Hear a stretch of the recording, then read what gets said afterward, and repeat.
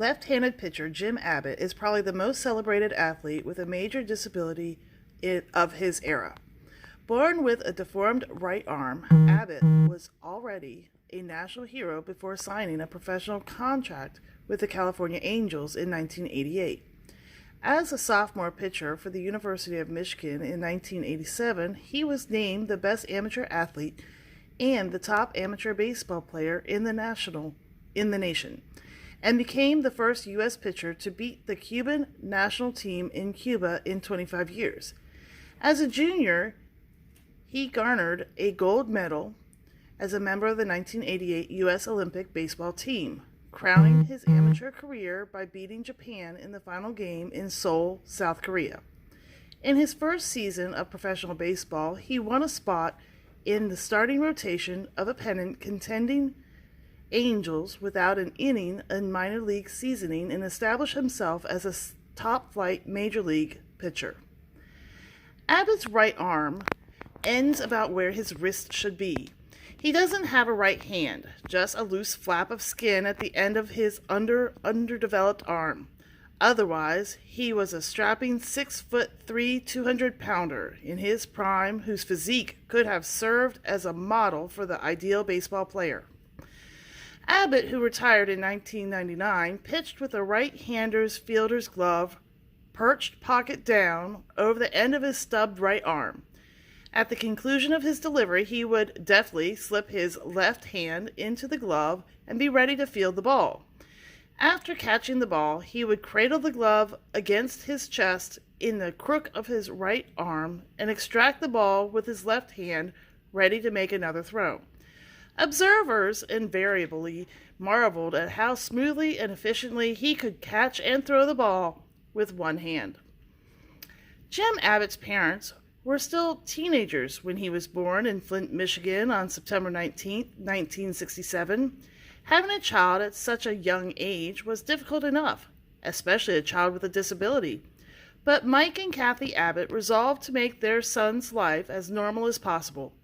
Mike Abbott sold cars and worked as a meat packer, and Kathy took courses at home while raising Jim. Eventually, both parents finished college and went on to successful careers. Mike in management and Kathy as a teacher, and later on, attorney. Jim's parents always encouraged him to try things and helped him acquire confidence. We decided that if Jim wanted to play sports, then let him try, said Mike Abbott in a 1998 USA Today interview. I helped out with some things, but in the end it was all Jim. It had to be. Jim started showing an interest in sports at an early age, trying to nudge him toward a sport that didn't depend on the use of his hands. His parents bought him a soccer ball. But Jim didn't really like soccer after all. Every other kid in the neighborhood was playing baseball, so that's what he wanted to do. Ironically, it was Jim's younger brother, Chad, who became the soccer player. So Jim Abbott began developing the remarkable hand-eye coordination that would allow him to do with one hand what others did with two. He spent hours throwing a rubber ball against a brick wall and catching it on the rebound. His father helped him develop the technique for handling his glove hand switch, which allowed him to throw the His father helped him develop the technique for handling his glove hand switch, which allowed him to throw and catch the ball with the same hand. Over the years, he continued this drill, moving closer and closer to the wall and making the glove transition faster and faster. When Jim began school, he was fitted with a mechanical hand made of fiberglass and metal, but he hated the prostheses, which he called a hook, because it frightened some of his classmates and made him self-conscious. Eventually, his parents stopped making him wear it. At the age of 11, Jim joined a Little League team and threw a no-hitter in the first game he pitched. Despite his early success, most people figured the competition would soon pass him by. In fact, at every step from Little League on, he kept hearing that his playing days would probably end at that level.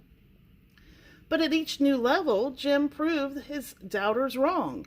When he entered school at Flint Central, his new coach doubted Jim would be able to defend his position adequately. But Jim actually fielded well enough to play first base and the outfield when he wasn't pitching.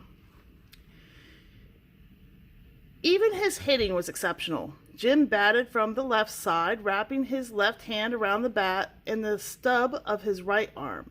He was able to generate remarkable power, blasting 7 homers and batting an excellent .427 as a senior. On the mound that year, he won 10 games and lost 3 with an incredibly low 7,600 ERA and averaged more than 2 strikeouts per inning pitched. Jim was also the backup quarterback for Flint Central until the end of the senior year when he started the last 3 games, passing for 600 yards and 6 touchdowns. In addition, he was the squad's punter, averaging 37.5 yards per kick as a senior. His first national exposure came when the high school football accomplishments were featured in NBC's The NFL Today pregame show.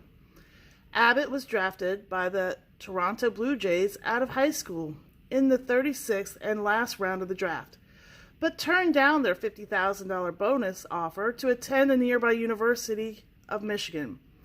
Despite the major league offer and his high school achievements, colleges with top baseball programs didn't heavily recruit him. There were still some reservations about his disability, and Abbott himself admitted to having some initial doubts about his ability to play college baseball. But they were quickly dispelled. As a freshman, he was named the most courageous athlete for 1986 by the Philadelphia Sports Writers Association after posting a record of 6 wins against 2 losses. The season was not without embarrassment, however. After his first college game, the modest young hurler was mortified and suffered an unmerciful razzing from his teammates when the press held the team bus up for an hour to interview him. Over the next 2 seasons, Jim continued to develop as a pitcher and began to think seriously about a career in professional baseball. In 1987, he pitched the Wolverines to first place in the Big Ten Eastern Division standings and then to the conference championship and threw a shutout in the NCAA tournament. For the season, he won 11 games against 3 losses. He then earned a spot on the U.S. National Amateur Baseball Team, Team USA, and the warm-up tour through his 3-hit complete game victory against the vaunted Cuban team in front of 50,000 spectators. In the Pan American Games, he not only carried the flag for the U.S. delegation, but also won 2 games without giving up an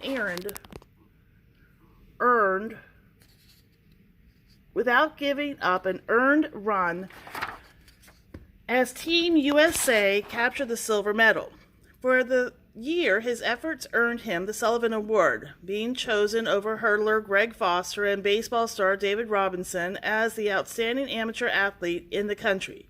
He then beat out the future Major League stars Jack McDowell, Robin Ventura, Ken Griffey Jr., and the coveted Golden Spikes Award given to the top amateur baseball player.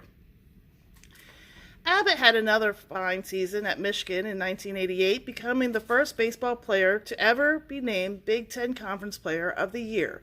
He then pitched the U.S. Olympic team to victory over Japan with a 5-3 complete game effort, which he still considers his biggest thrill in sports. After his Olympic triumph, Abbott decided to forego his last year of college eligibility to enter the professional ranks. He was selected by California Angels with the 8th pick in the first round of the amateur draft and negotiated a $207,000 bonus. As happened whenever Jim moved up to another level in sports, skeptics came out of the woodwork to question whether a player with one arm could perform at the level. The familiar old question about his ability to defend his position resurfaced. On bunts and slow rolls, Abbott often didn't have time to field the ball with his glove, and make the transfer, so he usually discarded the glove and fielded bunts barehanded. In high school, an opposing coach once offered the first 8 batters to bunt. After the first one reached base, Jim shut down the bunting game by retiring the next 7 in a row. Of course, he had to pass the same test in college, and the big leaguers would also give it a try, but once again, Abbott answered with great coordination and quick reflexes. In 1989, edition of the Angels that Abbott joined as a rookie was a talented team, legitimate pennant contenders. They finished 4th to Kansas City in 1988 and featured a solid pitching staff that had been bolstered by the off-season acquisition of veteran ace Bert Blyleven, who already had more than 250 league victories under his belt. It didn't seem likely that a raw 21-year-old rookie could crack the rotation. Up to that time, only 15 players had made their professional debut in the major league since the establishment of the amateur draft in 1965. Still, fewer enjoyed successful careers while most faded into oblivion. Everyone assumed Abbott would be farmed out to the gain needed experience, but he made the team out of spring training and edged into the starting rotation. Injuries to other members of rotation, as much as his own performance, allowed Abbott to make an opening day roster. But there was still a good deal of second-guessing. Many felt Abbott's retention was more about public relations than fielding the best roster. It's true Abbott was a media sensation. His first spring appearance was a B game that had to be moved from practice field to the main stadium to accommodate the throng of fans and media representatives. At the post-game press conference, Abbott patiently discussed his pitching fielding motion. "I've been doing this since I was 5 years old. Now it's as natural as tying my shoes," he said to the reporters, leaving them to contemplate the complexities of tying one's shoes with one hand.